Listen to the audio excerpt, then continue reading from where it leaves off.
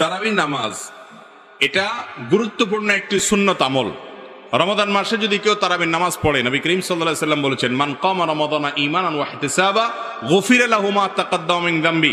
যে ব্যক্তি রমজানে রাতের বেলা দাঁড়িয়ে তারাবির নামাজ আদায় করবে, তার পেছনের সমস্ত গুনাহ খাতা আল্লাহ তাআলা মাফ করে দিবেন। অতএব তারাবি নামাজ পড়তে চেষ্টা করা উচিত। কিন্তু কোনো কারণে যদি কেউ তারাবি নামাজ না পড়েন, তার কারণে তার রোজা হবে না, এমন কোনো কথা পৃথিবীর কোনো আলেম, কোনো ফকিহ বলেন নাই। অতএব যদি কেউ তারাবি পড়তে নাও পারেন, রোজা তাকে অবশ্যই রাখতে হবে। তারাবি মিস হলে গুনাহ হবে না, বড় গুনাহ কবিরা গুনাহ হবে না, কিন্তু রমজানের রোজা মিস হলে কবিরা গুনাহ হবে। অতএব তারাবি নামাজ এটা আমাদের আদায় করা উচিত।